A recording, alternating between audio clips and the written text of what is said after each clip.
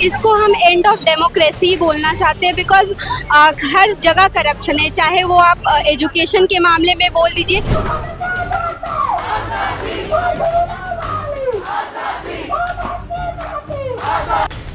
CUT के exam में normalisation नाम का चीज़ होता है जिसपे कोई जवाबदेही नहीं होता कि वो नॉर्मलाइजेशन कैसे करते हैं, क्या करते हैं।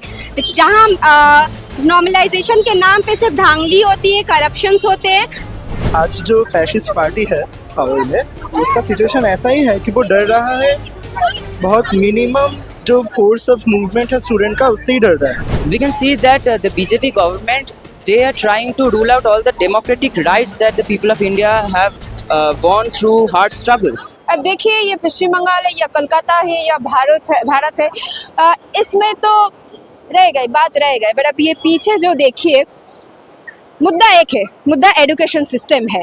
हक के लिए लड़ाई है, हम लोग का हक है ये देश में एजुकेशन सिस्टम ठीक होना चाहिए, स्कैम नहीं होना चाहिए। अब देखिए, यहाँ पर बहुत सारे पोस्टर्स है पेपर लीक के through, priorities the youth of India. अब देखिए, बहुत सारे against NEET paper leak and corruption, मतलब एजुकेशन सिस्टम के ऊपर जो हो रहा है। Modi, full form of Modi, यहाँ पर क्या लिखा है, मर्डर ऑफ डेमोक्रेटिक इंडिया। तो देखिए, बहुत सारे पोस्टर्स है, बहुत सारे फ्लैग्स है, सिर्फ एक लड़ाई है, हक का लड़ाई है, एजुकेशन सिस्टम ठीक होना चाहिए, यही लड़ाई है। अब देखिए, ये जो पोस्टर है ना, एक I hope paper doesn't leak, तो एक तरफ पैड का पिक्चर है, दूसरे तरफ ये जो हागिस का पिक्चर है। तो एजुकेशन सिस्टम को ऐसे कंपेयर किया जा रहा है, ये देखिए ये पिक्चर में, और दूसरी तरफ देखिए इंडिया का फ्लैग भी है, और ये जो कम्युनिस्ट का, ये इसका भी फ्लैग है। मतलब देश के लिए लड़ाई है, हक के लिए ये लड़ाई है, एजुकेशन सिस्टम के लिए ये लड़ाई है। कोई पॉलिटिकल पार्टी के विरुद्ध ये लड़ाई नहीं है, ये लड़ाई सबके लिए है, ये लड़ाई हक के लिए है। आपको हाथ में ये जो पोस्टर है, ये पोस्टर में बहुत कुछ लिखा हुआ है, citizen of India, unity over religion and caste. यही तो बात है। आप एजुकेशन सिस्टम के बारे में बोल रहे हैं, इंडिपेंडेंस के बारे में बोल रहा है, और सेंट्रल में जो मिनिस्टर है धर्मेंद्र प्रधान, उन्होंने अब तक कोई बात नहीं बोला। जो बीजेपी सरकार है, बीजेपी सरकार रिलीजन के बारे में बोलता है, कास्ट के बारे में बोलता है, बट एजुकेशन सिस्टम के बारे में, इक्वलिटी के बारे में कुछ नहीं बोलता है। तो एज अ यंग स्टार आपका क्या रिएक्शन है, ये जो गवर्नमेंट चल रहा है इंडिया में?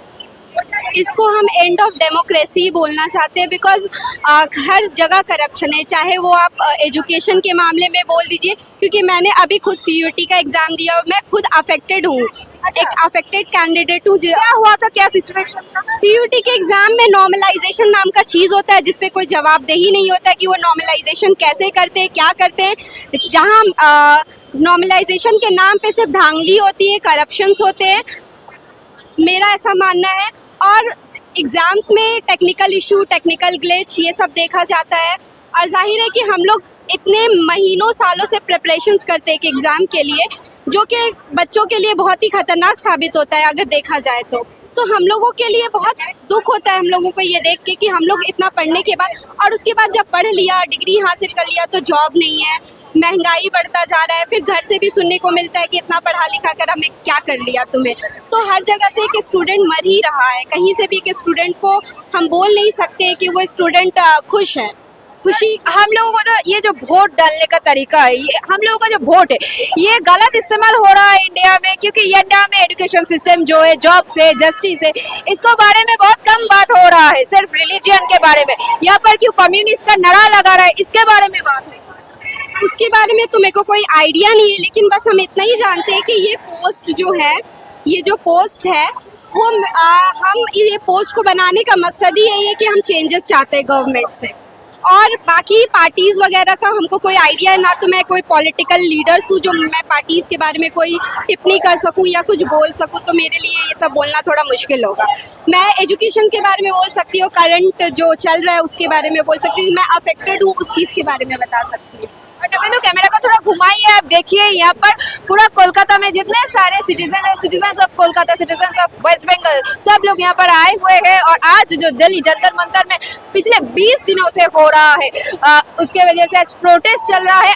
इंडिया का फ्लैग है, और कम्युनिस्ट का फ्लैग भी है। और देखिए बहुत सारे पोस्टर्स है, यंगस्टर्स है, गार्जियन से, सब लोग आए हैं और प्रोटेस्ट चल रहा है। नवीन थोड़ा कैमरा पीछे घुमा दीजिए, आप देखिए monsoon season starts, hope remain rain crack. तो देखिए we are the ones we have been waiting for, मतलब ये लोग वेट करते जा रहा है। धर्मेंद्र प्रधान से कोई आंसर नहीं आ रहा है, पीएम नरेंद्र मोदी के तरफ से कोई आंसर नहीं आ रहा है। सिर्फ क्या आ रहा है, सिर्फ पुलिस आ रहा है, लाठीचार्ज हो रहा है, उनके तरफ से कोई आंसर नहीं आ रहा है। तो देखिए इसके वजह से आज दिल्ली में जो हो रहा है, कोलकाता में भी सेम चीज हो रहा है, प्रोटेस्ट चल रहा है।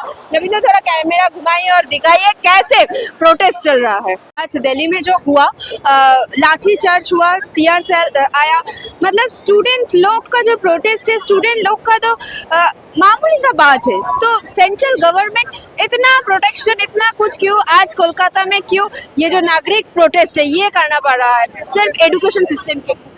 देखिए, वैसे बात जो है कि जो दावी दवा है सोनम वांगचुक और सीजेपी का, वो बहुत बेसिक और बहुत डेमोक्रेटिक दावी है। और प्रॉब्लम है कि उसमें ज़्यादा शायद पॉलिटिकल क्लैरिटी भी नहीं है, लेकिन उसके बावजूद सिर्फ रेजिग्नेशन का दावी, जो बहुत बेसिक एक दावी है, उसके ऊपर भी इतना अटैक आ रहा है आज स्टेट के दौर से। क्योंकि आज जो फैशिस्ट पार्टी है पावर में, उसका सिचुएशन ऐसा ही है कि वो डर रहा है, बहुत मिनिमम जो फोर्स ऑफ मूवमेंट है स्टूडेंट का, उससे ही डर रहा है। अभी तो ये मूवमेंट बहुत पॉलिटिकल या कुछ लेफ्ट विंग, कुछ रेडिकल कुछ भी नहीं है, लेकिन फिर भी वो इससे ही डर रहे हैं। तो ये बताता है कि इन लोगों का सिचुएशन जो है, जो डेमोक्रेटिक सिचुएशन है इंडिया का, कैसा है करेंटली। तो ओके, तो हमें देखना पड़ेगा कि हम आगे कैसे और बढ़ सकते हैं, और इस मूवमेंट को और पॉलिटिकल करना पड़ेगा। क्योंकि जो पार्टी है पावर में, वो पॉलिटिकल है, वो एक फैशिस्ट हिंदुत्व आइडियोलॉजी के ऊपर खड़ा हुआ एक पार्टी है, जो प्राइवेटाइजेशन के ऊपर एम्फेसिस दे रहा है एजुकेशन का। हाई एजुकेशन प्राइवेटाइजेशन हो रहा है, और इस सब का डायरेक्ट इफेक्ट है कि इस एनटीए का situation, NEET scam, NET scam, जो सीबीएसई का रिजल्ट को लेकर जो घोटाला हो इस बार, हम हर एक चीज़ को प्राइवेटाइजेशन के तौर से देख सकते हैं कि ये सारे चीज़ जो पब्लिक एजुकेशन को डिफंड करना, जेयू जादवपुर यूनिवर्सिटी के बहुत स्टूडेंट्स यहाँ पर प्रेजेंट हैं, जेयू को सिस्टमेटिकली डिफंड किया जा रहा है, ताकि ये धीरे धीरे प्राइवेटाइजेशन के तौर इसको ले जा सके। तो यही है सिचुएशन करेंटली। बीजेपी का कम्युनिज्म से प्रॉब्लम है, मतलब कम्युनिज्म से प्रॉब्लम है, ठीक है, बट इंग्लिश में बोलते हैं of course you should, but ये जो इंडिया का फ्लैग है, ये तो हक का लड़ाई है।